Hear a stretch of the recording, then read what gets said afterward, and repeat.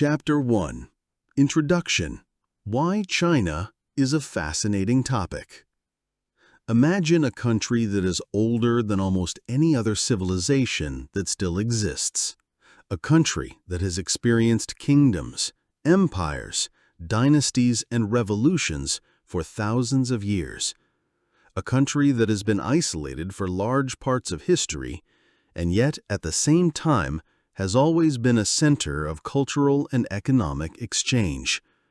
That country is China. The history of China is one of the longest, most complex, and most fascinating in the world. It dates back over 5,000 years, and in that time, the Middle Kingdom has undergone incredible development. From the first farmers who cultivated rice to the great empires, to the modern high-tech state we know today. But when we talk about China, we are not just talking about one country. We talk about a cultural concept, about myths, about philosophy, about art, and about a people that has reinvented itself again and again despite countless crises. In this video, or rather in this long historical journey, we will walk through the most important chapters of Chinese history together. We will look at how China became what it is today, and we will also understand why the past still plays a central role for today's China. Why the history of China at all? The question is justified. Why should one deal with the history of China? The answer is simple. If you want to understand China, be it politically, culturally, or economically, you have to know its history. China is now the world's second largest economy, a global player that develops technologies, controls global trade routes, and plays a major role in shaping international politics. But many of the decisions made in Beijing are not only based on current interests. They have roots in millennia-old thought patterns, in old traditions, and in a deeply rooted historical self-image. One example, the concept of the mandate of heaven. It originated in the Zhou dynasty over 2,500 years ago. The idea is that a ruler is only legitimate if he rules in harmony with heaven and people. If he fails, he loses the mandate, and someone else is allowed to take his place. This way of thinking still shapes the relationship between government and the population today, even if it is no longer interpreted religiously, but politically. The fascination of Chinese history. Over the millennia, China has produced numerous achievements that still shape the world today: paper, gunpowder, the compass, porcelain. All of this has its origins in the Middle Kingdom. But China's history is not just a success story. It is also marked by bloody civil wars, cruel rulers, invasions from outside, and catastrophic famines. It is precisely this mixture of glamour and tragedy that makes dealing with China so exciting. And there's another reason. Many legends and myths from Chinese history are still alive today. Names such as Confucius, Laozi, or Sunzi are world famous. Terms like yin and yang, or the art of war, have long since made the leap into global pop culture. The common thread of our journey. To make sure this journey doesn't get too confusing, we've divided it into different chapters. We start in early history with the first settlements and the mythical dynasties. Then follow the great empires: Shang, Zhou, Qin, Han, up to the time of the Tang and Song dynasties, which are considered the Golden Ages. We take a look at the Mongol rule under Kublai Khan, the heyday of the Ming dynasty, and the dramatic decline of the Qing, the last imperial dynasty. And of course, we must not forget the 20th century, a century of revolutions, civil war, and reorganization that eventually led to the founding of the People's Republic of China. At the end of this long journey, we stand in the present and take a look at the role China plays in the world today, and perhaps also at the question of what role it will play in the future. What to expect. This video is not a dry history lesson. I'm not just going to rattle off dates and names for you. Instead, I'll tell you stories. Stories of emperors and rebels, of philosophers and warriors, of inventions that changed the world, and of tragedies that cost millions of lives. There will be moments when we will be amazed at how far ahead of its time China was. And there will be moments when we are shocked at how cruelly rulers have ruled over their subjects. It is precisely this mixture of glamour and tragedy that makes the history of China so unique. So, sit back, join me on this journey, and let's dive into China's more than 5,000-year-old history together. Chapter 2: Early History and First Cultures. When we tell the history of China, we have to go back a long way, even before there were emperors, palaces, or walls. We traveled to a time when small clans lived on the Yellow River, grew rice and millet, and gradually laid the foundations for what would later become Chinese civilization. The cradle of Chinese civilization. Most historians agree China's first advanced civilizations arose along the Yellow River, Huanghe in Chinese. It is often referred to as the cradle of Chinese civilization. The Yellow River was both a blessing and a curse. On one hand, it produced fertile loess soil, which was ideal for agriculture. On the other hand, it regularly led to devastating floods that destroyed entire villages. So many generations of farmers had to learn to live with the river, and this constant challenge shaped the thinking of the people in the region early on. As early as the Neolithic, i.e. from about 10,000 BC, the first farming communities emerged here. They grew millet, later rice, and began to domesticate animals. Archaeological finds, such as those of the Yangshao culture, approximately 5,000 to 3,000 BC, show that these people were already producing ceramics, brightly painted and amazingly artistic. Another important culture was the Longshan culture, c. 3,000 to 2,000 BC. It is considered the forerunner of the later Chinese states. People built not only villages, but also fortified settlements, which indicates that even then there were conflicts and power struggles between different groups. Mythical origins, the Xia dynasty. When we talk about the beginnings of Chinese history, we can't avoid the Xia dynasty. According to traditional Chinese chronicles, it is said to have been founded around 2100 BC and is often considered the first dynasty of China. But there's a problem here. There are no written sources about the Xia from her time. Everything we know about them comes from much later records, such as the Annals of the Great Historian by Sima Qian, written some 1,000 years later. For a long time, Western researchers therefore considered the Xia to be a pure legend. But in recent decades, archaeological finds have been made that may actually point to the existence of an early statehood. The so-called Erlitou culture, which existed around 1900 to 1500 BC, may have been identical to the Xia dynasty. Remains of palaces, bronze workshops, and even early streets were found there, evidence of an organized society. Whether the Xia were myth or reality, they play a central role in Chinese historiography. They mark the transition from simple tribal societies to a dynasty, that is, to a rule that continues over generations. Legends of the primordial emperors. The stories of the so-called 3 exalted rulers and 5 emperors are also closely linked to the early period. These figures are half mythological, half historical, similar to Romulus and Remus in Rome. Among them is the legendary Yellow Emperor, Huangdi, who is revered as a bringer of culture. He is credited with inventions like the compass, writing, or silk production. Of course, this is an exaggeration, but his character served to give Chinese civilization a common root. Another important name is Emperor Yao, who is praised for his wisdom, or Emperor Shan, who became a righteous ruler despite adverse circumstances.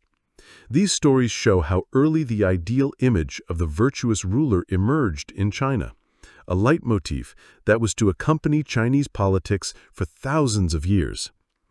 The rise of the Shang dynasty. After the legendary Xia, the Shang dynasty, ca. 1600 to 1050 BC, is the first dynasty we can prove historically. The Shang left us something very special: oracle bones. On turtle shells or cattle bones, they carved questions to the gods. Will the harvest be good? Should the king go to war? These bones were then heated until they cracked. The priests interpreted the cracks as the response of the spirits. For us, these bones are worth their weight in gold because they contain the earliest known forms of Chinese writing. So you could say this is where the history of China begins, as we can really understand it. The Shang were also masters of bronze processing. They made elaborate ritual vessels that not only served religious purposes, but also demonstrated the wealth and power of the rulers. Politically, the Shang dynasty was a loose empire with a king at the top who ruled through a network of vassals and nobles. It was not yet a unified state, but the foundation stone had been laid. Significance of the early period. Why is this early period so important? Quite simply, many cornerstones of Chinese culture were created here that still have an impact today. The importance of agriculture. Until modern times, China was an agricultural state, and respect for agriculture runs throughout history. The adoration of the ancestors. Even the Shang worshipped their ancestors in elaborate rituals. This ancestor cult still shapes many Chinese traditions today. The idea of the mandate of heaven. Even though it was only formulated in the Zhou dynasty, the roots lie in this early period. A ruler is only legitimate if he acts morally. One could say, in the early history of China, not only the first states emerged, but also the intellectual foundations of an entire civilization. Transition to the Zhou. With the end of the Shang dynasty around 1050 BC, a new era began. The Zhou dynasty was not only to last several centuries, but also to shape Chinese thinking and philosophy like no other epoch. But before we go there, let's remember, Chinese history doesn't just begin with an emperor on a throne. It begins with farmers on the Yellow River, with myths about virtuous rulers, and with the first steps toward statehood. Everything that came after that, the great dynasties, the inventions, the wars, is based on these humble beginnings. Chapter 15. Conclusion. Importance of China for world history. When we look back at over 5,000 years of Chinese history, we see not only the history of a country, but that of one of the oldest and most continuous civilizations of mankind.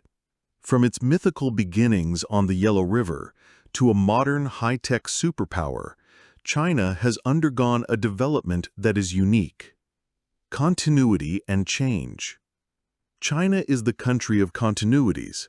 The script, which was created over 3,000 years ago, is still recognizable today. Confucianism continues to shape thinking and values.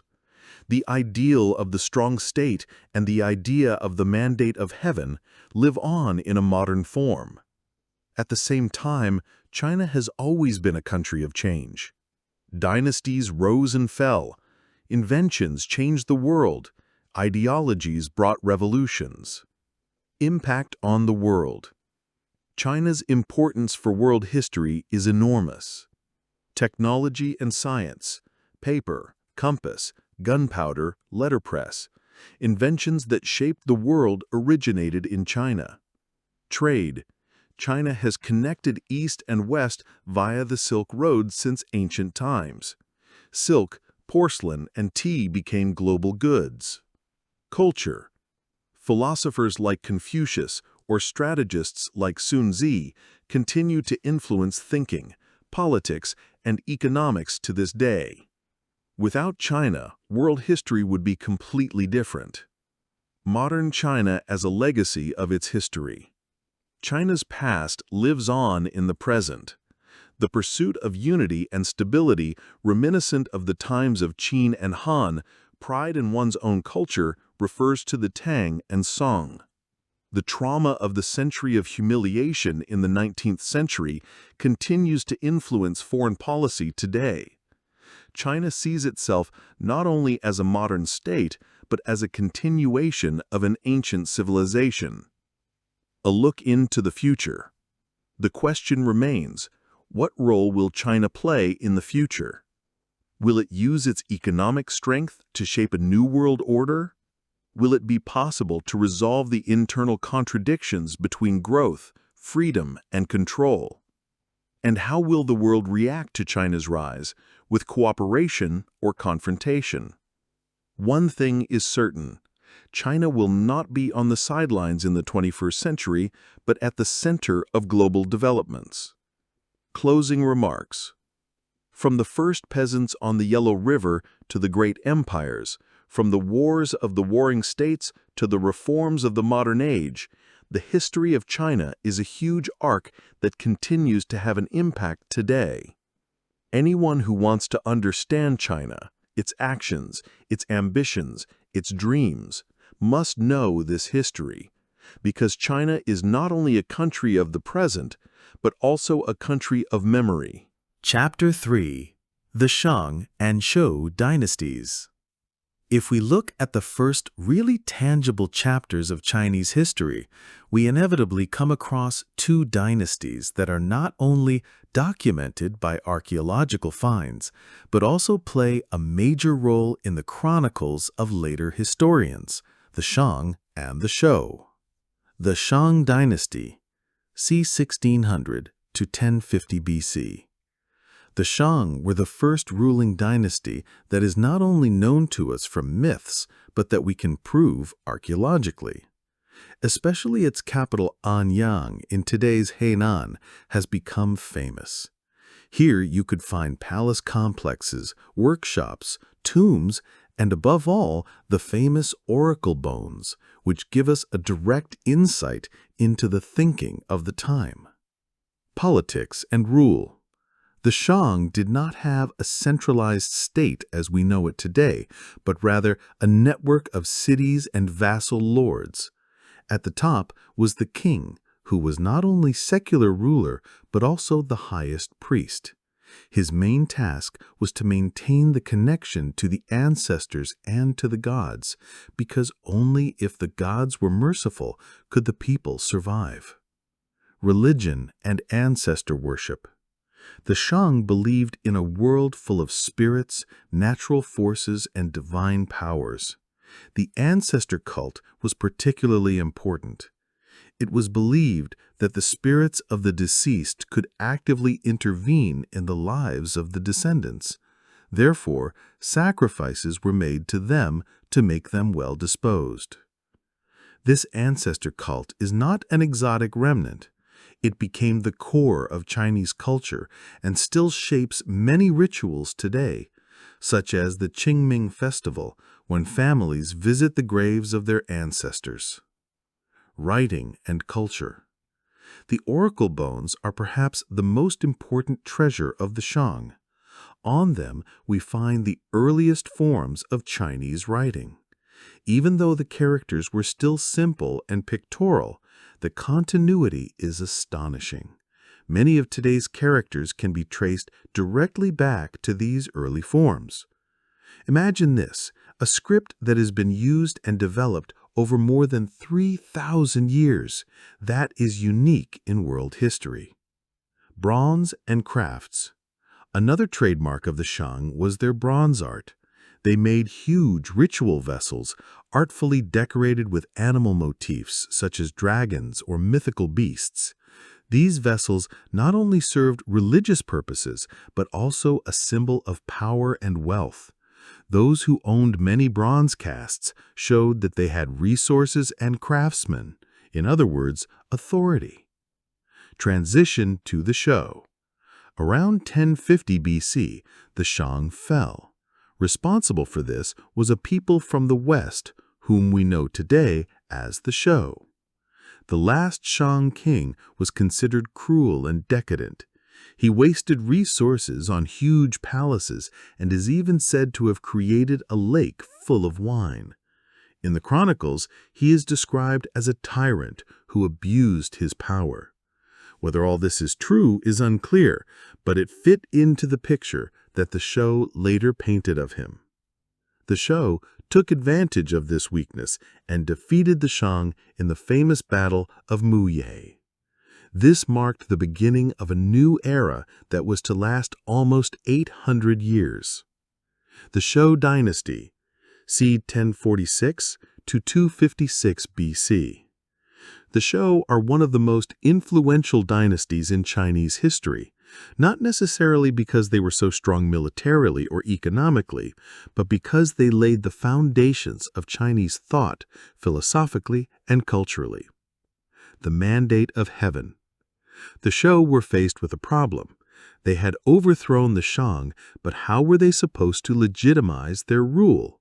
Their answer was brilliant. They invented the concept of the mandate of heaven, Ming. The idea was simple. A ruler doesn't rule because he is divine, but because he has the favor of heaven. As long as he governs fairly, he will remain in office. But if he becomes tyrannical, he loses the mandate, and someone else is allowed to replace him. This concept became the central legitimation model of Chinese politics until the 20th century. Each new dynasty claimed to have received the mandate, and each overthrown dynasty was subsequently portrayed as decadent and depraved. Administration and feudalism. The Shou created a feudal system. The king gave land to relatives and allies who ruled as vassals. They had to pay taxes and provide troops in the event of war. This system worked for a while, but over time, the vassals became more powerful and independent. This later led to the famous Spring and Autumn Annals and the time of the Warring States, an era full of wars but also full of intellectual blossoming. Religion and worldview. The Shou also adhered to ancestor worship, but they expanded religious thinking. The concept of heaven, Tian, became central. Heaven was a moral authority that decided the fate of rulers. This was a decisive step. Instead of just offerings and rituals, the morality of a ruler also counted. Here we see the beginning of a way of thinking that later culminated in Confucianism. The heyday of royal Shou. The first centuries of the Shou are considered relatively stable. The kings resided in Heijing, near today's Xi'an, and the empire grew to the east and south. Agriculture, trade, and crafts developed, and the population grew. During this time, many classical texts were also written, which later became part of Confucian education as the 5 classics, including the Book of Songs and the Book of Documents. The decay, Western and Eastern Shou. But this stability did not last forever. Around 771 BC, the capital was attacked by nomads and the Shou king was killed. The dynasty survived, but had to move its capital to the east to Luoyang. From then on, we speak of the Eastern Shou, while the previous period is referred to as the Western Shou. The king's power dwindled rapidly, and the vassal states began to fight each other. It was the beginning of a long period of fragmentation, but also a time in which China's great schools of thought emerged. Significance of the Shang and Shou period. When we look back at these two dynasties today, we see much more than just names in a chronicle. From the Shang, we received the writing, the bronze and ritual culture, and the deep roots of the ancestor cult. From the Shou came the mandate of heaven, which shaped thinking about rule until the 20th century. Together, they formed the foundations of Chinese civilization. Without Shang and Shou, there would be no Confucian China, no unified understanding of rule, no continuity that lasts for thousands of years. View. But the Shou were not stable forever. With the increasing influence of the vassals, an era full of wars but also of ideas began, the time of the Spring and Autumn Annals and the Warring States. Here we meet personalities like Confucius, Laozi, and Sun Tzu, thinkers whose ideas still shape the world today. But we also witness bloody battles and the rise of a man who would become the first emperor of China, Qin Shi Huangdi. Chapter 4. The Warring States Period. When we think of ancient China, we may imagine great emperors, magnificent palaces, and mighty armies. But before China was united under an emperor for the first time, there was a time marked by unrest, fighting, and endless power games, the Warring States Period. From order to chaos. We remember, the Zhou dynasty had once overthrown the Shang and legitimized their rule with the mandate of heaven, but from the 8th century BC onwards, their power began to crumble. First came the phase of the Spring and Autumn Annals, about 770 to 481 BC. During this time, the empire disintegrated into many small principalities, which were still nominally under the Zhou king, but in reality pursued their own policies. These principalities eventually gave rise to the 7 great empires that dominated the scene in the 5th century BC: Qi, Chu, Yan, Han, Zhao, Wei, and Qin. This marked the beginning of the era we know as the Warring States period, about 475 to 421 BC. Permanent wars and new warfare. The name says it all. These empires waged almost continuous war against each other. Everyone wanted to gain supremacy, and everyone looked for new ways to defeat their enemies. Warfare changed fundamentally. Instead of small aristocratic armies, mass armies of peasants now fought, which were provided by forced recruitment. Iron weapons replaced bronze, stronger, cheaper, and easier to produce. Huge siege engines were created, and war strategies became more systematic.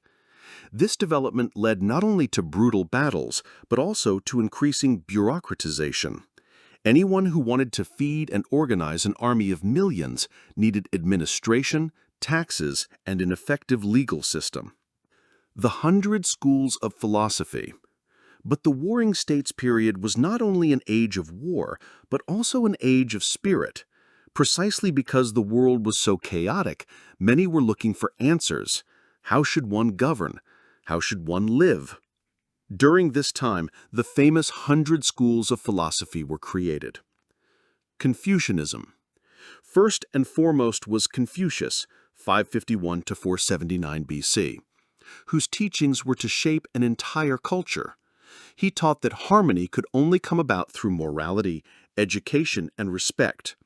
Every person has a role in society, whether as ruler, son, father, or subject, and must fulfill it with virtue. For Confucius, politics was above all a question of role model. A good ruler does not rule through punishment, but through his moral behavior. Taoism. At the same time, Taoism emerged, often associated with the legendary thinker Laozi. He taught the principle of the Tao, the way, and emphasized harmony with nature, simplicity, and serenity. While Confucianism sought rules and order, Taoism preached withdrawal, non-action, or wu-wei, and trust in the natural course of things. Legalism. Then there was legalism, represented by thinkers like Han Feizi. The legalists had a radical answer to chaos.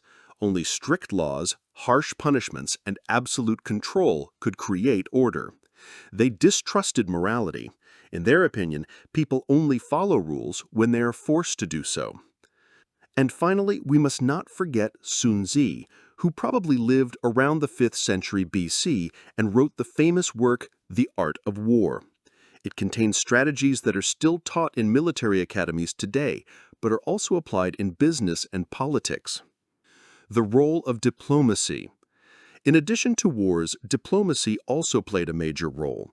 Alliances were forged and broken, envoys traveled from court to court, and skillful orators could sometimes achieve more than entire armies.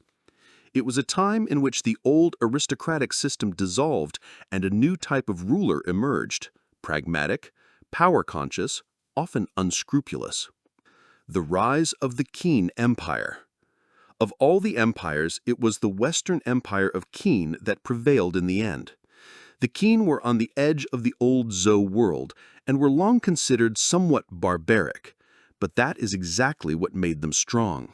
They adopted many legalistic ideas, built up a tight administration, and organized their army more efficiently than anyone else. While other empires still clung to old traditions, the Qin relied on reforms. Land was redistributed, aristocratic privileges were abolished, and laws were standardized. Under the leadership of clever chancellors such as Shangyang and determined rulers such as King Zhaoxiang, Qin laid the foundation for his later dominance. End of the Warring States period. After centuries of bloodshed, the time had finally come in the 3rd century BC. Qin gradually subdued all rivals. In 221 BC, the ruler of Qin finally crowned himself first emperor, Qin Shi Huangdi. This marked the end of the Warring States period, and a new chapter began, the age of the First Chinese Empire. Significance of this era. The Warring States period may seem like a chaotic transitional period, but it was crucial for China's development. It gave rise to new war and administrative techniques. It was the birth of the great philosophical schools that still have influence today.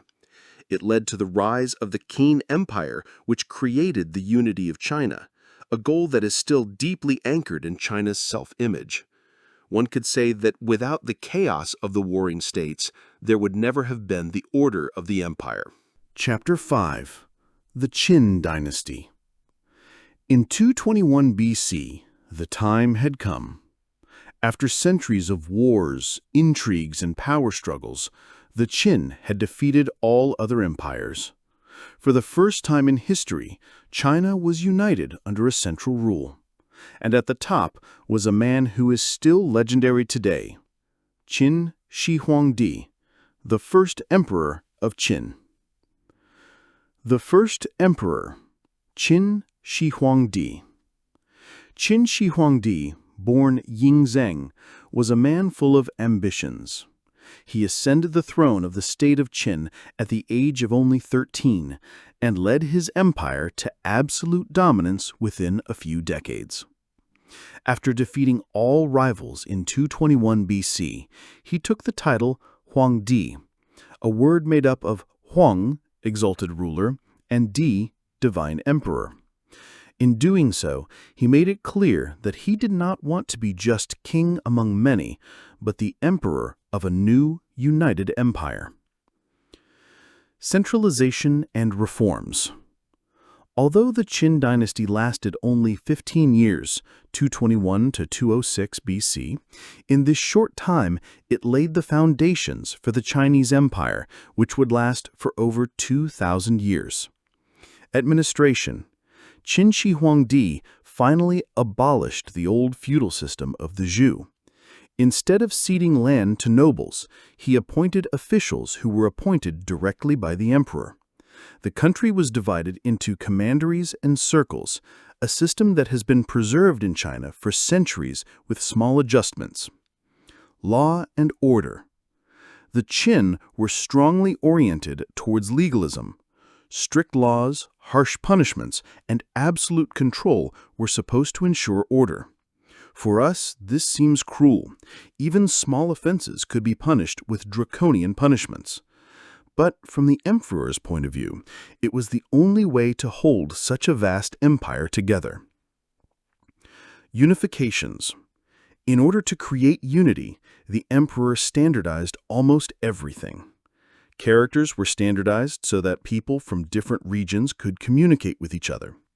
Measures and weights were defined, important for trade and taxes. Coins were introduced that were valid throughout the empire. Even the track gauge of the wagon axles was standardized so that the roads could be used better. You could say that Qin Shi Huangdi was a master of standardization, and that is exactly what made China a cohesive empire. Gigantic construction projects. The emperor was not only a reformer, but also a builder on a grand scale. The Great Wall. In order to protect his empire against the nomadic peoples from the north, he had existing fortifications connected and expanded. This is how the first version of the Great Wall was created. Although it was far from what we know today, it symbolized power and the will to set boundaries even then. Roads and infrastructure. Qin Shi Huangdi had a huge road network built that connected all the important regions.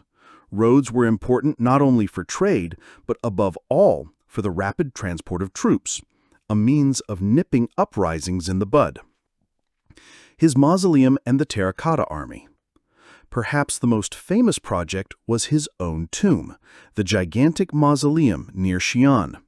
It is guarded by the world-famous terracotta army, thousands of life-size clay warriors, each with individual facial expressions. This army was supposed to protect the emperor even in the afterlife. To this day, the mausoleum has not been completely excavated because archaeologists fear that the delicate colors of the figures could fade immediately upon contact with air. Control and suppression. Qin Shi Huangdi wanted absolute control and often proceeded ruthlessly. Book burning. The book burning of 213 BC is notorious. The emperor ordered the destruction of all writings that did not serve legalism, including many works of Confucianism. Only books on agriculture, medicine, and prophecies were spared. The aim was to eliminate competitive thinking and to retain the sovereignty of interpretation. This was a bitter loss for Chinese culture, even though many texts survived through oral tradition or copies in other regions. Persecution of scholars. In addition, the emperor had hundreds of scholars executed or buried alive because they criticized his policies. In doing so, he created enemies among the educated elites, who later contributed to the overthrow of his dynasty. The search for immortality. Qin Shi Huangdi was obsessed with the idea of living forever. He sent out alchemists to search for an elixir of life. Some legends even report that expeditions were sent into the sea to find a mythical island where immortals lived. Ironically, these experiments probably led to his early death. Many of the potions he took contained mercury, and that made him sick. The swift demise. After the death of the emperor in 210 BC, the dynasty broke up almost as quickly as it had come into being. His son, Qin Shi, was weak and inexperienced.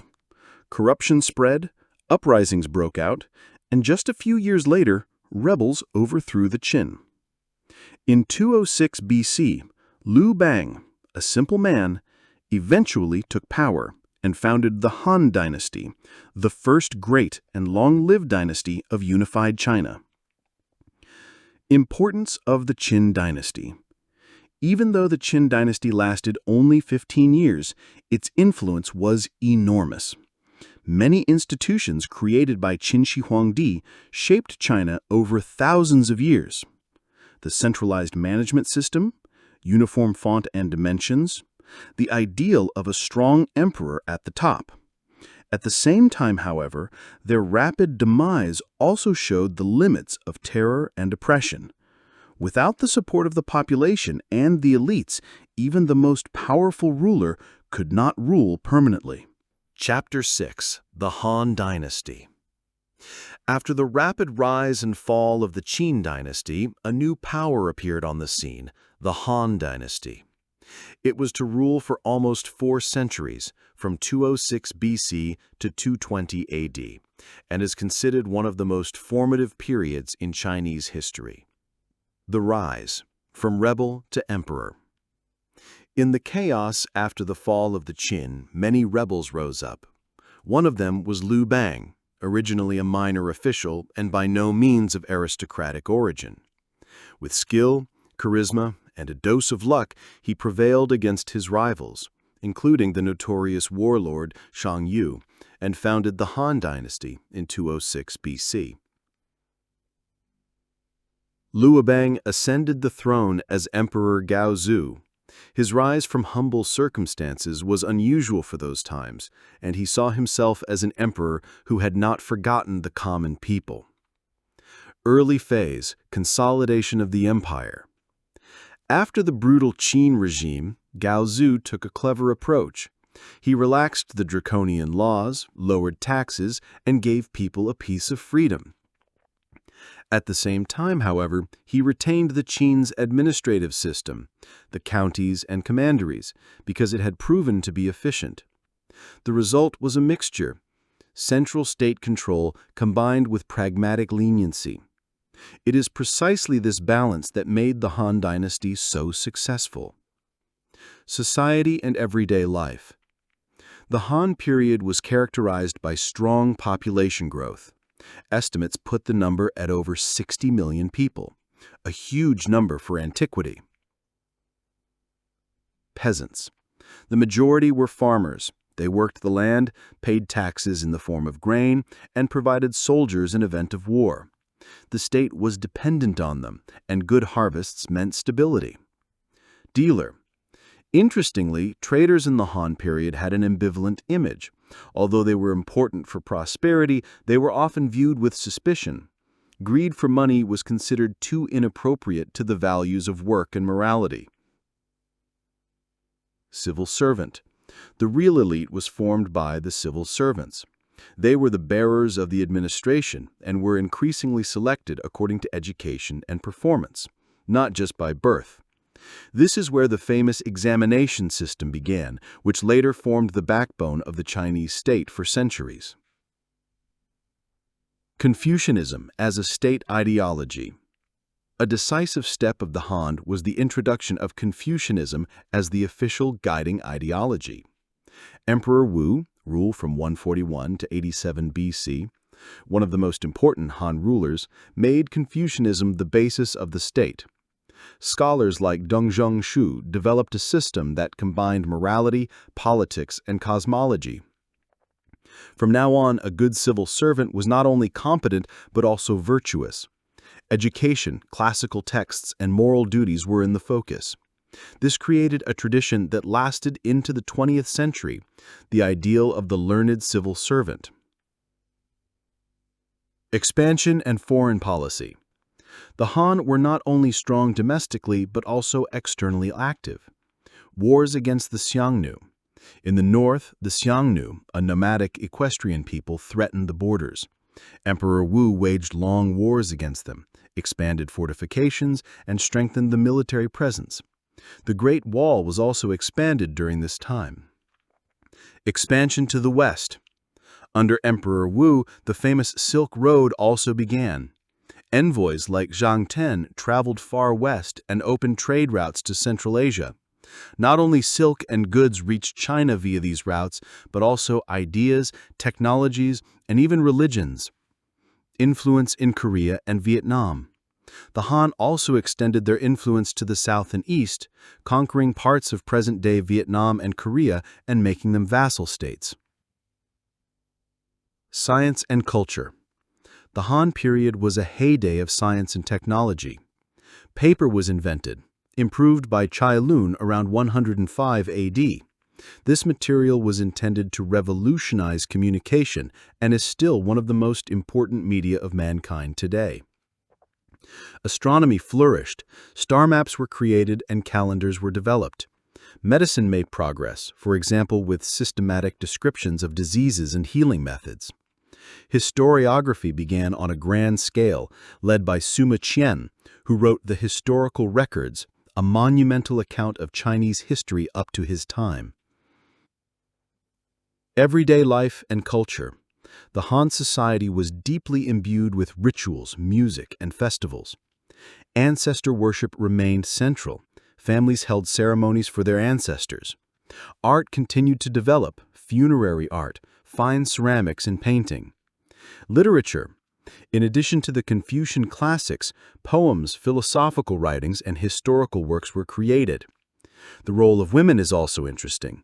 Although society was patriarchal, scholars like Ban Zhou left behind important writings, such as Instruction for Women, which provided insights into education and moral concepts. Division into West and East Han. The Han dynasty can be divided into two phases. West Han, 206 BC to 9 AD, capital in Chang'an, great stability and expansion. East Han, 25 to 220 AD. After a brief interruption by the usurper Wang Mang, the dynasty returned, this time with the capital Luoyang. While the West Han was experiencing its heyday, the East Han was increasingly marked by crises, corruption, and uprisings. Crisis and downfall. In the late Han period, internal conflicts increased. Power struggles at court between eunuchs, civil servants, and generals, corruption and high taxes that burdened the farmers, natural disasters that were interpreted as signs that heaven's mandate was lost. One famous uprising was the Yellow Turban Rebellion in 184 AD, led by a religious movement that demanded social justice. Millions participated. The rebellion was crushed, but it weakened the Han so much that they never regained their old power. In 220 AD, the last Han emperor was deposed, and China entered a new era of fragmentation, the Three Kingdoms period. Significance of the Han dynasty. The Han were far more than just one dynasty among many. They became the epitome of China. Even today, about 90% of the Chinese call themselves Han Chinese. The foundations of Chinese bureaucracy, education, and culture were laid during this period. Scientific and cultural achievements radiated far beyond China. The Han dynasty is therefore to Chinese history what Rome is to European history. A point of reference, a golden age, a foundation. Chapter 7. The Three Kingdoms and Subsequent Dynasties. When the Han dynasty finally collapsed in 220 AD, a power vacuum opened. Warlords, generals, and politicians fought over who should take over the Han inheritance. The result was one of the most famous epochs in Chinese history, the Three Kingdoms period. Collapse of the Han Empire. The last decades of the Han have been marked by chaos, corruption, famines, rebellions such as that of the Yellow Turbans. Local generals gained more and more power, while the imperial court in Luoyang lost importance. Finally, in 220, the last Han emperor was forced to abdicate by a powerful general. This meant that the Han dynasty was history, and China splintered again. The Three Kingdoms. China was now divided into three major spheres of power. One, Wei, in the north, founded by Cao Cao and later his son Cao Pi. Two, Shu, in the southwest, led by Liu Bei, a distant relative of the Han emperors. Three, Wu, in the southeast, under Sun Quan, who built up a strong naval power. These three empires fought for supremacy for decades. Heroes and legends. The Three Kingdoms era is known not only for its political significance, but also for its heroic figures. Many of them were later immortalized in literature in the famous novel The Story of the Three Kingdoms, one of the four classic novels of China. Cao Cao, a brilliant strategist, but also described as unscrupulous. Liu Bei, the idealist who saw himself as the legitimate successor of the Han. Guan Yu, a general of legendary loyalty, revered as a deity to this day. Zhuge Liang, a brilliant strategist and tactician known for cunning and wisdom. These figures are still part of pop culture in China today, in films, series, video games, and even in temples. Battles and politics. The most famous battle of this time is the Battle of the Red Rock, 208-209 AD. Here, Cao Cao and a huge army met the combined forces of Liu Bei and Sun Quan. Through clever tactics and the use of fire attacks, the outnumbered won, a turning point that prevented Cao Cao from subjugating all of China. Despite countless alliances, betrayals, and campaigns, no empire managed to achieve absolute supremacy. Finally, in 280, the subsequent Jin dynasty conquered the last resistance and united the empire again, but only for a short time. The Jin dynasty, 265 to 420. The Jin inherited the inheritance from the Wei, but they suffered from the same problems: power struggles, intrigues, and weak emperors. Particularly notorious was the civil war of the Eight Princes, in which members of the imperial family fought against each other and plunged the empire into chaos. Eventually, the northern China fell to nomadic peoples, while the Jin emperors fled south. This marked the beginning of an era known as the time of the Northern and Southern dynasties. Northern and Southern dynasties, 420 to 589. China was now divided for over a century and a half. In the north, non-Chinese dynasties often ruled, founded by nomadic peoples such as the Xianbei. However, these peoples increasingly adopted Chinese culture, writing, and administration. In the south, there were smaller dynasties that saw themselves as guardians of the Han tradition. Art, literature, and philosophy flourished there. Poetry in particular developed. It was a time of political fragmentation, but also of cultural exchange. Buddhism spread more and more, came via the Silk Road, and found many followers.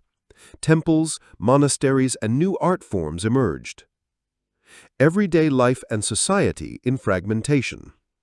Despite the political chaos, society continued to develop. Many people fled to safer regions, increasing migration within China.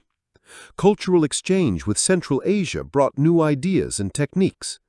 Buddhism became a real competitor to Confucianism and Taoism and had a lasting influence on thinking, art, and architecture. Transition to reunification. At the end of this long period of division, it was the Sui dynasty that reunited China in 589. But before that happened, the Chinese had experienced centuries of wars, invasions, and cultural experiments. Significance of the Three Kingdoms and subsequent dynasties. Why is this epoch so important? 1. Cultural heritage. The stories and figures of the Three Kingdoms are still an integral part of Chinese identity today. 2. Buddhism. During this time, it gained decisive influence and remained a formative force in China. 3. Political experimentation. The division into North and South gave rise to new forms of government and led to cultural richness despite political instability. You could say that it was a time of heroes and myths, but also a phase in which China reinvented itself, politically, culturally, and religiously. Chapter 8, Tang and Song Dynasty. When historians talk about China's heyday, two names almost always come up: Tang and Song. Both dynasties shaped the Middle Kingdom between the 7th and 13th centuries and produced a cultural and economic radiance that reached far beyond its borders. The Tang dynasty, 618 to 907. Origin. After the brief but important Sui dynasty, which reunited China in 589, the Tang dynasty took power. Its founder was Li Yuan, a general who overthrew the Sui and ascended the throne in 618. The Tang were to rule for almost 300 years and are considered one of the most glamorous dynasties in Chinese history. The heyday of culture. The Tang capital, Chang'an, now Xi'an, was one of the largest cities in the world at the time, with more than 1 million inhabitants. It was cosmopolitan, full of markets, temples, and embassies from all over the world. Traders from Persia, India, and even Arabia came here. The Tang period is considered the golden age of poetry. Names like Li Bai and Du Fu are still world-famous today. Their poems about nature, wine, friendship, and war are among the most beautiful works in world literature. Painting and music also flourished, influenced by contacts with Central Asia and India. Politics and administration. The Tang perfected the examination system for officials which had already been established under the Han. Anyone who mastered the Confucian classics and passed the difficult exams could theoretically advance to the civil service. This made the bureaucracy more efficient and created a class of scholar officials. Religion. Buddhism was particularly important, which was most widespread in the Tang period. Huge monasteries sprang up, and Chinese monks traveled as far as India to study sacred texts. A famous example is the monk Xuanzang, whose pilgrimage later became the basis for the novel The Journey to the West. But the Tang were also open to other religions. Nestorian Christianity, Zoroastrianism, and even Islam found followers in Chang'an. Expansion. Militarily, the Tang expanded their empire far into Central Asia. Their troops even fought against the Arabs on the Talas River in 751. Although they lost the battle, they had shown how far China's influence reached. Empress Wu Zetian. A special feature of the Tang period was Wu Zetian, the only woman in Chinese history who officially declared herself empress and ruled alone. She was power-conscious, skillful, and promoted Buddhism, and is still a controversial but fascinating figure today. Decline. From the 9th century onwards, the dynasty ran into difficulties. Corruption, uprisings such as the An Lushan Rebellion in 755 to 763, and the increasing power of military governors weakened the state. In 907, the Tang dynasty fell, and a period of fragmentation followed, known as the 5 dynasties and 10 kingdoms. The Song dynasty, 960 to 1279.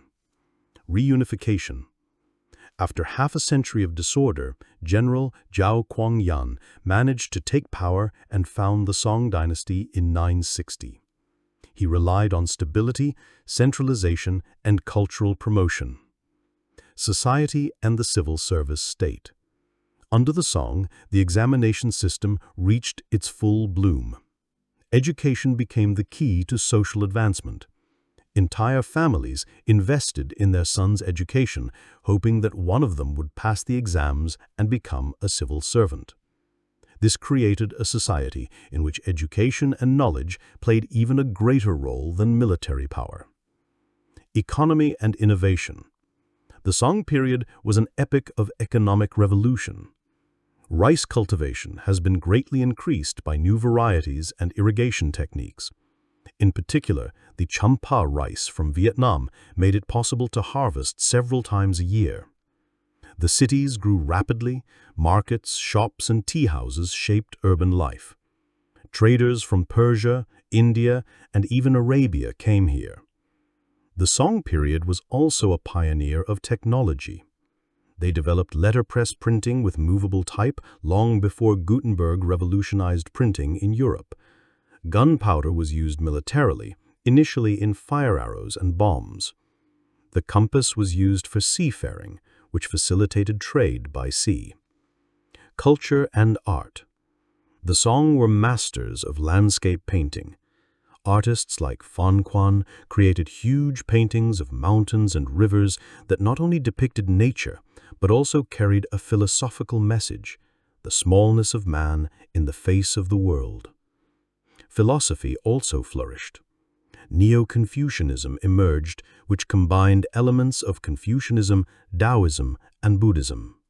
Scholars like Zhu Xi systematized the doctrine, which remained the basis of Chinese thought until the 20th century. Weakness in the military. As strong as the Song were in culture and economy, They were weak in the military. They repeatedly lost territories to nomadic peoples in the north, such as the Khitan, the Jurchen, and later the Mongols. Around 1127, the Song even had to leave their capital Kaifeng and retreat to the south, an era known as the Southern Song. Despite the downsizing, the South continued to flourish economically and culturally. The end, Mongol storm. Eventually, the South was also conquered by the Mongols. In 1279, the capital Hangzhou fell and the Song dynasty ended. It was replaced by the Yuan dynasty under Kublai Khan. Meaning of Tang and Song. The two dynasties shaped China like hardly any other.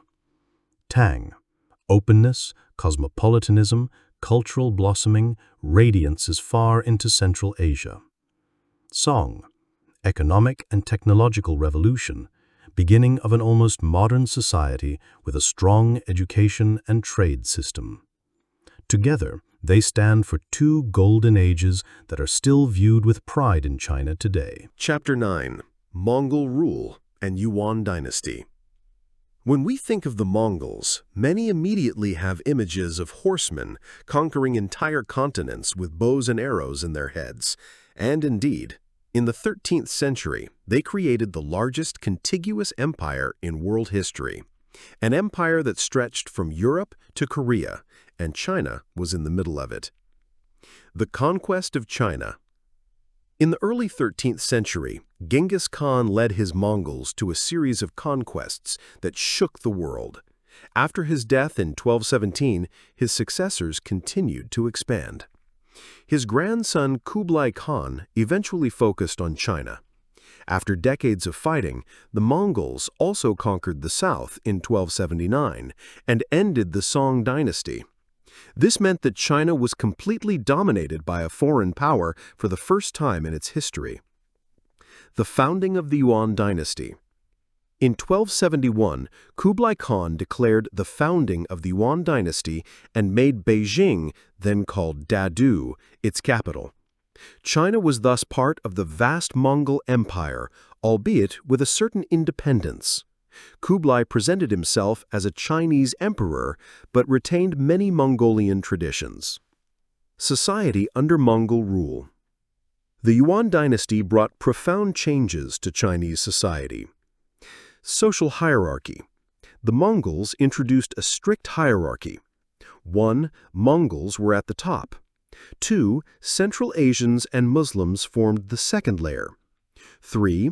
Northern Chinese followed in third place. 4. Southern Chinese were at the bottom. This hierarchy led to tensions, as many Chinese felt disadvantaged. Administration. Interestingly, the Mongols often used foreigners in the administration, such as Persians or Central Asians, because they distrusted the local Chinese. This opened China up to cultural exchange, but also increased the alienation between rulers and ruled. Trade and cultural exchange. Despite social tensions, Mongol rule also brought advantages. Silk Road. Long-distance trade flourished under the Yuan. The Pax Mongolica, the peace in the Mongol Empire, made travel safer. Traders from Arabia, Persia, and even Europe came to China. Marco Polo, the famous Venetian, traveled to China in the 13th century and later reported on the splendor of the Yuan Empire in Europe. Whether he saw everything himself is controversial, but his descriptions fascinated generations. Technology transfer.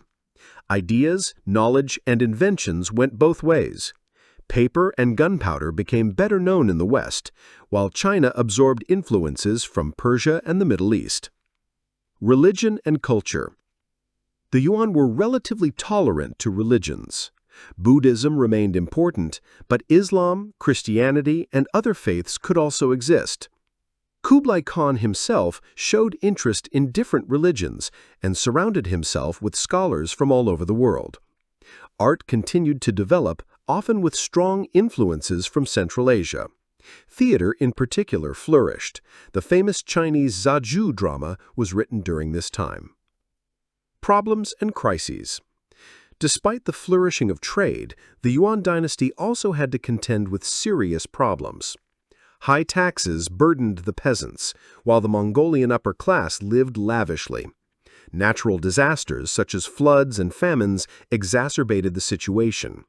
Corruption was rampant, as many officials were only concerned with personal gain. On top of that, many Chinese felt alienated from the foreign rulers. The Yuan had tried to present themselves as a legitimate dynasty, but the gap between Mongols and Chinese remained wide. The decline. In the 14th century, uprisings became more frequent. Secret societies such as the Red Turban Movement organized resistance against the Mongols. In 1351, a large peasant revolt began, which spread rapidly. One of the leaders was Zhu Yuanzhuang, a former monk who prevailed after many battles. In 1368, his troops conquered Beijing, and the last Yuan emperor fled north. This ended the Yuan dynasty, and a new reign began, the Ming dynasty. Significance of the Yuan dynasty.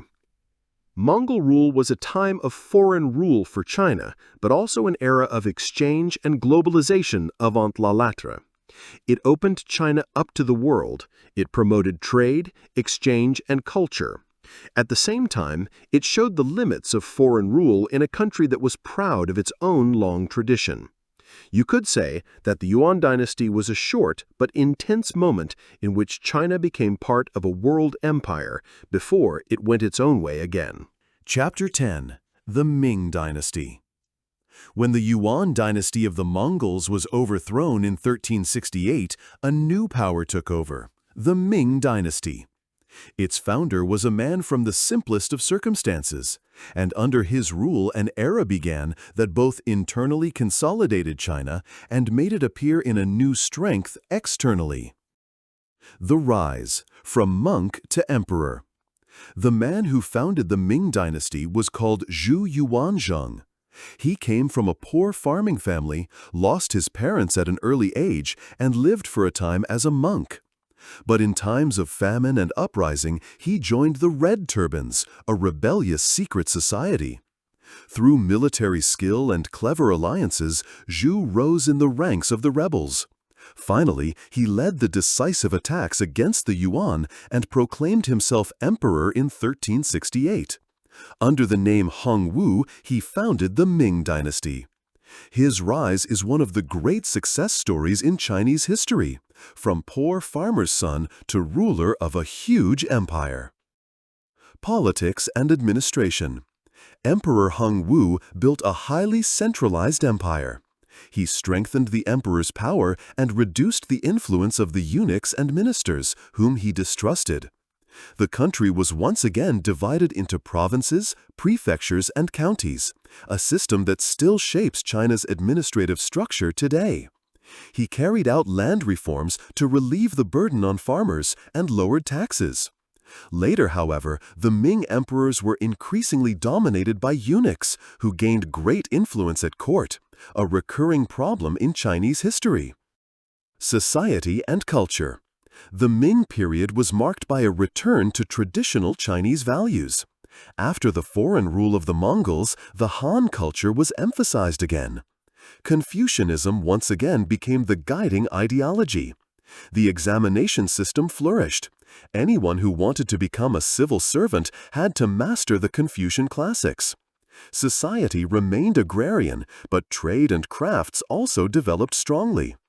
Art and literature. The Ming dynasty produced great cultural achievements. Porcelain from Jingdezhen achieved world fame. The typical white and blue vases from this period are sought-after collector's items today. Painting flourished, especially landscape and ink paintings. Literature experienced a golden age.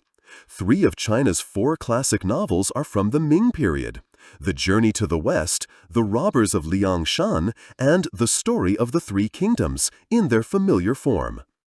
Buildings, the Great Wall and the Forbidden City. The Ming are inextricably linked to 2 of China's most famous buildings. The Great Wall. Although the wall existed earlier, the Ming massively expanded it. Kilometer-long stone walls, watchtowers, and fortresses were built. Most of the parts of the Great Wall that are visible today date back to the Ming period. It was above all a protection against the Mongols, who continued to pose a threat in the north. The Forbidden City. Under Emperor Yongle, R. 1402 to 1424, a gigantic imperial palace was built in Beijing, the Forbidden City. With its halls, courtyards, and pavilions, it became a symbol of imperial power and served as the residence of rulers for over 500 years. Even today, it is one of the most impressive buildings in China and a UNESCO World Heritage Site. The Voyages of Zheng He. A particularly fascinating chapter in Ming history is the voyages of Admiral Zheng He. Between 1405 and 1433, Zheng He led 7 massive expeditions on behalf of the emperor. With huge fleets, some ships are said to have been over 100 meters long, he traveled across the Indian Ocean to India, Arabia, and even East Africa. The goals were making trade contacts, build tribute relationships, demonstrating the power and splendor of China. These voyages made China a maritime power far ahead of its time. But after the death of Emperor Yongle, the trips were stopped. The government saw it as too expensive and unnecessary, a turning point that led China into a period of relative isolation. Isolation and introspection. After turning away from seafaring, the Ming increasingly concentrated on their own country. Foreign trade was restricted and China turned more inward. This isolation is seen by some historians as one of the reasons why China lagged behind Europe technologically in the centuries that followed. Crises and decline. Despite its achievements, the Ming dynasty was not free of problems. Corruption spread, especially by powerful eunuchs. Natural disasters such as floods and droughts led to famines. High taxes burdened the farmers, who repeatedly instigated uprisings. The constant threat from the Manchus, a people from the northeast, further weakened the empire. In the 17th century, there were massive uprisings, including under Li Zisheng, a rebel leader. In 1644, his troops conquered Beijing, but shortly afterward, the Manchus seized the opportunity and invaded. This marked the end of the Ming dynasty, and a new reign began, the Qing dynasty, the last imperial dynasty of China. Significance of the Ming dynasty. The Ming were an epoch full of contrasts. They created some of China's greatest cultural works and structures. For a time, they led China to become a world power on the seas. But they eventually fell into isolation and were shattered by internal problems. To this day, the Ming dynasty is considered a symbol of classical China. Magnificent palaces, fine porcelain, the Great Wall. It is the dynasty that many people immediately associate with ancient China. Chapter 11. The Qing Dynasty. The Qing dynasty ruled China from 1644 to 1911, almost 270 years. It was the last imperial dynasty and a time that fluctuated between great cultural wealth and catastrophic crises. In the end, it was to collapse under the pressure of internal uprisings and external powers. The rise of the Manchu. The Qing were not founded by Han Chinese, but by the Manchu, a people from the northeast. Originally, they called their empire later Jin, later Qing. When the Ming were weakened by uprisings in the 17th century, the Manchus marched in. In 1644, they took Beijing, supported by Ming generals who wanted to stop the rebel Li Zicheng. But instead of restoring the Ming, the Manchus installed themselves as new rulers. This marked the beginning of the rule of the Qing. Rule and administration. The Manchus were clever. In order to stabilize their rule, they adopted many Chinese institutions and traditions. The examination system remained in place, so Han Chinese could continue to become civil servants. However, The Manchus formed their own elite and held key positions in the army and administration. The empire was administered in provinces, similar to what had been done under the Ming. In this way, they created a balance. On the one hand, integration, and on the other hand, clear demarcation in order to preserve their own identity. The flowering period, Kangxi, Yongzheng, and Qianlong. The Qing experienced their heyday in the 17th and 18th centuries under three great emperors. Kaiser Kangxi reigned 1661 to 1722.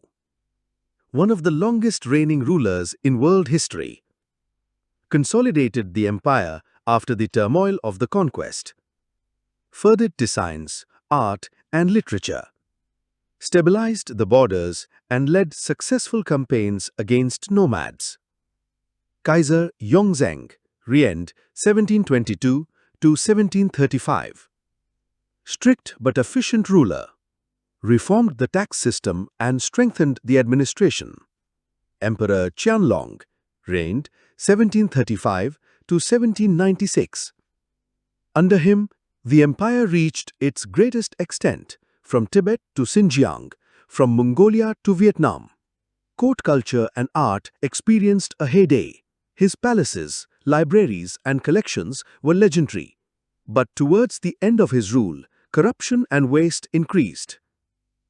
During this era, China was the largest and most populous empire in the world, with over 300 million inhabitants. Society and culture. The Qing were culturally diverse. The Han majority made up the majority of the population and lived in agriculture. The Manchus formed a privileged elite. In addition, there were numerous ethnic minorities, such as Tibetans, Uyghurs, Mongols. Art flourished: porcelain, painting, literature, and opera. The famous Peking opera developed during this time. But the everyday life of many farmers was hard. High taxes, natural disasters, and a growing population led to more and more social tensions. First contacts with Europe. In the 16th and 17th centuries, European missionaries, especially the Jesuits, had established contacts with the imperial court. They brought astronomical and technical knowledge, and some even became imperial advisors. But in the 18th century, the balance of power shifted. While China saw itself as a middle kingdom that did not need to learn anything from the West, Europe's power grew rapidly. The 19th century, time of crisis. The 19th century became a nightmare for the Qing. Several factors led to the decline. Opium Wars. The British wanted more access to the Chinese market, especially for the tea trade. Since China hardly imported British goods, they began to smuggle opium from India to China. Millions of Chinese became addicted. When the government tried to stop the opium trade, the First Opium War broke out in 1839. China was defeated and had to accept the Treaty of Nanking, 1842. Hong Kong fell to Great Britain. Several ports were opened. Unequal treaties began to weaken China. A second war followed in 1856 to 1860, with even harsher conditions. Taiping Uprising. At the same time, the Taiping Rebellion 1850 to 1864 shook the empire. Led by Hong Xiuquan, who believed to be the brother of Jesus, the rebels conquered large parts of southern China. Their goal was a new society with equality and land distribution. The uprising cost the lives of 20 to 30 million people, one of the bloodiest conflicts in world history. Further uprisings. Other rebellions, such as the Nyan Rebellion or the Dungan Rebellion in Central Asia, also destabilized the empire. External influence. France, Russia, Japan, and other powers forced China to make further concessions. Railways, factories, and missions invaded the country, often against the will of the government. Attempts of reform. In the late 19th century, some reformists tried to modernize China. The movement became known as the self-empowerment movement. They wanted to adopt Western technology but maintain the Confucian order. Arms factories, shipyards, and schools were founded, but progress was limited as many officials were conservative and blocked change. The Boxer Rebellion. Around 1900, another crisis occurred, the Boxer Rebellion. The Boxers, a secret society, rejected foreigners and Christians, and believed that they could become bulletproof through rituals. They attacked foreigners and missionaries. The Qing initially supported them tacitly, but an international coalition of 8 powers, including Germany, Japan, Great Britain, marched in, crushed the rebellion, and forced China to make new concessions. The end of the dynasty. At the beginning of the 20th century, the Qing dynasty was at the end of its rope. The population was dissatisfied. The economy was weak. Foreign powers dominated large parts of the economy. The young Empress Dowager Qi, who had long ruled as a grey eminence behind the emperors, still tried to introduce reforms, but it was too late. In 1911, the Xinhai Revolution occurred, led by revolutionaries such as Sun Yat-sen. The Qing were overthrown, and in 1912, the Republic of China was founded. This marked the end of more than 2,000 years of imperial rule. Significance of the Qing dynasty. The Qing dynasty is a chapter full of contrasts. It brought cultural flowering and territorial expansion. At the same time, it witnessed China's deep decline in the face of the West. It left behind an ambivalent legacy. On the one hand, pride of its greatness. On the other hand, humiliation by the unequal treaties. To this day, the Qing period shapes China's self-image. The century of humiliation, from the Opium War to the early 20th century, is a central point of reference for modern China. Chapter 12. The End of the Empire. The Xinhai Revolution of 1911 marked the end of one of the longest political traditions in world history, the Chinese Empire. For over 2,000 years, the Middle Kingdom had been ruled by emperors, legitimized by the mandate of heaven. But at the beginning of the 20th century, this order was no longer tenable. Causes of the collapse.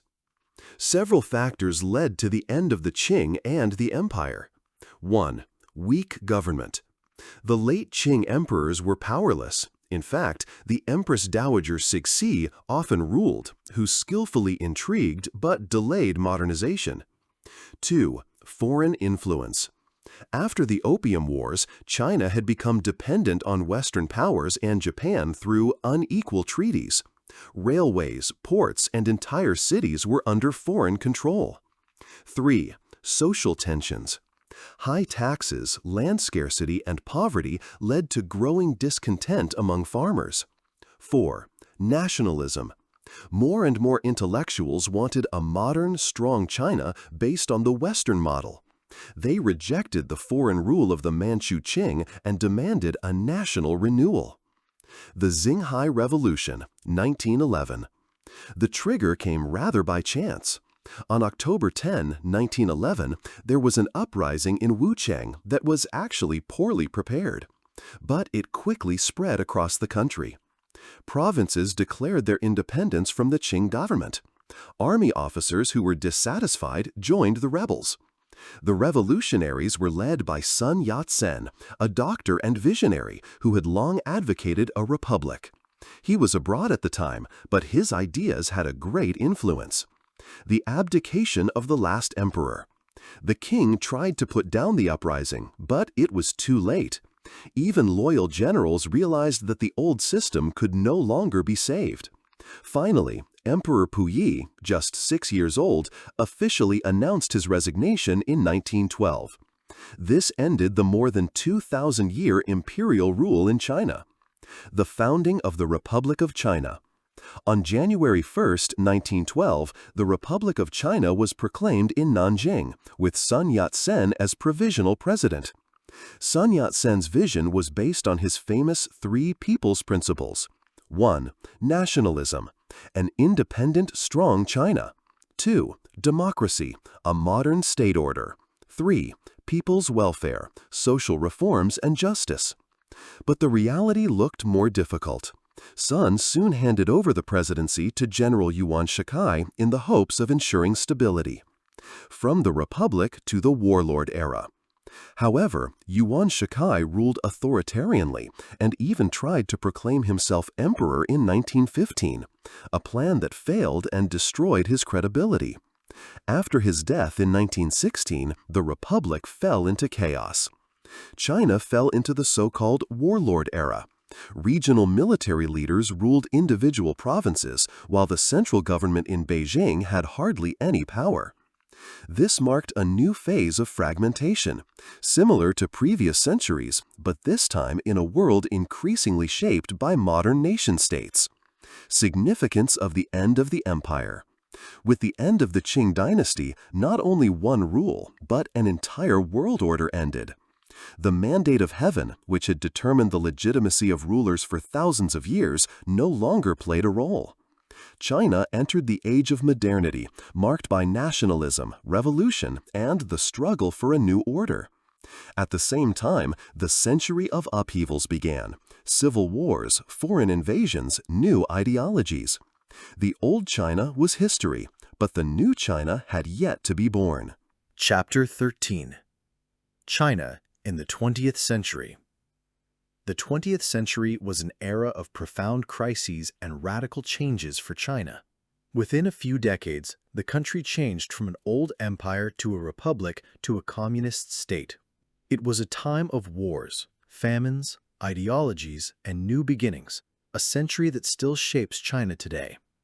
The Warlord Era, 1916 to 1927. After the death of Yuan Shikai in 1916, China disintegrated into countless regions controlled by local military leaders, the so-called warlords. Each province had its own ruler with armies, taxes, and administration. The central government in Beijing was weak and often only symbolic politics. Foreign powers, especially Japan, took advantage of the chaos to gain influence. For the population, this was a time full of uncertainty. Wars between warlords led to destruction, hunger, and poverty. The Kuomintang and the rise of Sun Yat-sen's movement. Despite the chaos, there were forces striving for national unity. The most important was the Kuomintang, the national party founded by Sun Yat-sen. Sun Yat-sen tried to put his three people's principles, nationalism, democracy, people's welfare, into practice, but he encountered resistance and often had to go into exile. After his death in 1925, Chiang Kai-shek took over the leadership of the Kuomintang. With military strength, he began to defeat the warlords. The Chinese Communist Party. At the same time, a small group emerged in Shanghai in 1921 that was soon to become important in world history. The Chinese Communist Party. Under the influence of the Russian Revolution, they oriented themselves towards Marxism-Leninism and saw in the peasants the power that could liberate China. One of its members was Mao Zedong, who would later become the central figure. Initially, communists and nationalists even worked together, but soon there was a break. Chiang Kai-shek feared the growing influence of the communists and had them persecuted. The Long March, 1934 to 1935. The communists had to retreat. In a legendary action, they marched over 9,000 kilometers through China on the Long March, pursued by the nationalists. The march was a disaster in numbers. Of the approximately 100,000 participants, only about 10,000 survived. But it became a myth of the CCP, a symbol of sacrifice, perseverance, and revolutionary spirit. During the march, Mao Zedong finally asserted himself as the leader. The Second World War and the war against Japan. In 1937, a new nightmare began. Japan, which had already occupied Manchuria in 1931, launched an invasion of all of China. The Second Sino-Japanese War, 1937 to 1945, was brutal. Cities like Nanjing fell victim to massacres in which hundreds of thousands of civilians died. Millions of people fled or starved to death. Nationalists and communists were forced to form an alliance even if they were suspicious of each other. The war ended in 1945 with Japan's defeat in World War II, but that did not bring peace. The Civil War, 1945 to 1949. After the withdrawal of the Japanese, the conflict between nationalists and communists broke out openly. The Kuomintang controlled large cities and had international support, especially from the United States. The communists had their base in the countryside, won over peasants, and used guerrilla tactics. After 4 years of bitter fighting, the communists emerged victorious. Chiang Kai-shek fled with his followers to Taiwan, where he established his own government. The founding of the People's Republic of China, 1949, on October 1, 1949. Mao Zedong proclaimed the People's Republic of China on Tiananmen Square in Beijing. For many, it was the end of a long century of humiliation, wars, and foreign rule. But the path to the future was to be difficult. Mao Zedong's reign. Mao and the CCP wanted to create a new China. Socialist, independent, and strong. Land reform. Large estates were expropriated and land was distributed to farmers. Millions of large landowners were expropriated or executed. The Great Leap Forward, 1958 to 1961. Mao wanted to modernize agriculture and industry in the shortest time possible. Farmers worked in people's communes, steel was produced in backyard ovens. The result? Economic chaos and the greatest famine in human history. Estimates put the death toll at 30 to 40 million. The Cultural Revolution, 1966 to 1976. Mao feared losing his power and called for a revolution against old traditions and alleged enemies. Millions of young people, the Red Guards, destroyed temples, books, and artworks. Teachers, intellectuals, and party functionaries were persecuted. The country sank into chaos, violence, and fear.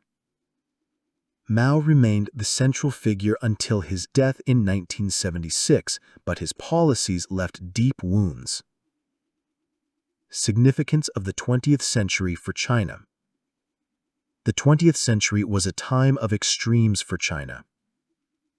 From the empire to the republic, from the Civil War to communism. From the sick man of Asia to a reinvigorated great power. From famines and violence to the basis for the later ascent. It was a century that reinvented China, full of pain but also full of renewal. Chapter 14. Modern China. After the death of Mao Zedong in 1976, China was at a crossroads. Decades of civil war, hunger, chaos, and isolation had exhausted the country. But soon a phase of far-reaching reforms began, transforming China from a poor agrarian state into a global economic power in just a few decades. The transition to Mao. After Mao's death, a group of party functionaries initially took over, but soon a man who was to decisively change the course of Chinese history prevailed, Deng Xiaoping. Deng had survived the Cultural Revolution politically and took a pragmatic stance. It doesn't matter whether the cat is black or white as long as it catches mice. For him, what counted were results, not ideologies. Reform and opening up. From 1978. Deng Xiaoping initiated the policy of reform and opening up. Economic reforms. Farmers were once again allowed to produce independently and sell their surpluses. Special economic zones, such as Shenzhen, were established, where foreign investors were welcome. The state loosened control over many sectors of the economy, but retained central sectors in its hands. The result? China's economy grew at rates of 8 to 10% per year in the decades that followed. Millions of people have escaped poverty. Societal changes. With the economic upswing, everyday life also changed. Cities grew rapidly. A new middle class emerged. Education and consumption gained in importance. But political freedom remained severely restricted. Tiananmen Square in 1989. A turning point was the year 1989. In Beijing, hundreds of thousands of students and workers gathered on Tiananmen Square to demand more democracy and political reforms. The protests lasted for weeks and finally ended in June with a brutal military operation. To this day, it is unclear how many people died. Estimates range from a few hundred to several thousand. The massacre showed that the party was prepared to use violence to secure its power. The rise to world power. In the 1990s and 2000s, China continued its economic course. Globalization. In 2001, China joined the World Trade Organization, WTO. Export industries boomed, especially in electronics, textiles, and mechanical engineering. China became the workbench of the world. Urbanization. Millions of people moved from the countryside to the cities. Megacities such as Shanghai, Guangzhou, or Chongqing grew explosively. Infrastructure. China built high-speed trains, huge airports, and dams like the Three Gorges Dam. Society in transition. The economic rise brought enormous changes. Education was massively expanded. Universities and schools were established in large numbers. Living standards rose. Many families could afford cars, apartments, and travel for the first time. At the same time, inequalities emerged between urban and rural, coast and inland. Another aspect was the one-child policy, which had been in place since 1979. It was intended to slow population growth, but in the long term, it led to problems such as aging and gender imbalance. Political developments. Even after Tang, the Communist Party remained firmly in power. Under Jiang Zemin, 1990s, and Hu Jintao, 2000s, China focused on economic growth and relative political stability. From 2012, Xi Jinping took over the leadership and once again significantly strengthened the party's control. Xi Jinping presented the vision of the Chinese dream, China's return to its former greatness. He had corruption combated, but also surveillance and censorship massively expanded. Foreign policy and a new role in the world. China increasingly emerged as a global power. With the New Silk Road, Belt and Road Initiative, it invested billions in infrastructure projects worldwide. In the South China Sea, it built artificial islands and strengthened its military presence. The relationship with the U.S. was increasingly characterized by competition and tensions, from trade wars to geopolitical rivalries. Challenges. Despite its success, modern China faces major problems. Inequality. While coastal cities are rich, many rural regions remain poor. Environment. Air pollution, water shortages, and climate change are serious challenges. Demographics. The population is aging rapidly and the workforce is decreasing. Political repression. Censorship, control, and restrictions on civil liberties are causing tensions, especially in regions such as Xinjiang or Hong Kong. China in the 21st century. Today, China is the second largest economy in the world, even leading in many areas. World market leader in renewable energies and e-mobility. Leader in technologies such as 5G and artificial intelligence. A key player in international organizations. At the same time, the question remains, will China become a dominant world power, or will it come up against internal and external limits? Significance of modern China. The history of recent decades shows that China has transformed herself from a poor, isolated country into a global power. It is proud of its long history and sees itself as the heir to a great civilization. At the same time, it struggles with the contradictions of growth, control, and freedom.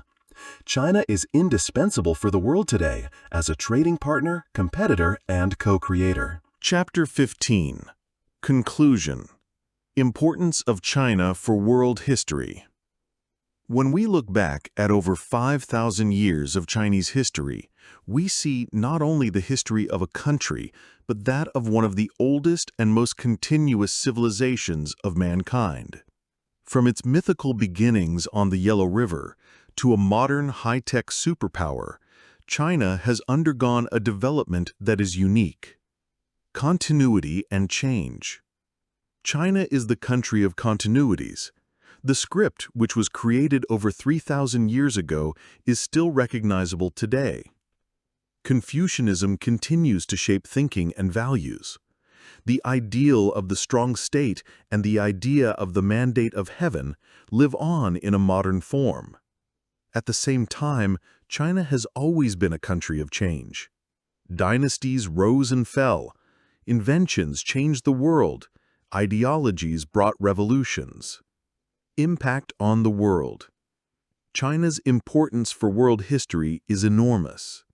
Technology and science, paper, compass, gunpowder, letterpress, inventions that shaped the world originated in China. Trade. China has connected East and West via the Silk Road since ancient times. Silk, porcelain, and tea became global goods. Culture. Philosophers like Confucius or strategists like Sun Tzu continue to influence thinking, politics, and economics to this day. Without China, world history would be completely different. Modern China as a legacy of its history. China's past lives on in the present. The pursuit of unity and stability reminiscent of the times of Qin and Han, pride in one's own culture, refers to the Tang and Song. The trauma of the century of humiliation in the 19th century continues to influence foreign policy today. China sees itself not only as a modern state, but as a continuation of an ancient civilization. A look into the future. The question remains, what role will China play in the future? Will it use its economic strength to shape a new world order? Will it be possible to resolve the internal contradictions between growth, freedom, and control? And how will the world react to China's rise, with cooperation or confrontation? One thing is certain. China will not be on the sidelines in the 21st century, but at the center of global developments. Closing remarks. From the first peasants on the Yellow River to the great empires, from the wars of the warring states to the reforms of the modern age, the history of China is a huge arc that continues to have an impact today. Anyone who wants to understand China, its actions, its ambitions, its dreams, must know this history, because China is not only a country of the present, but also a country of memory.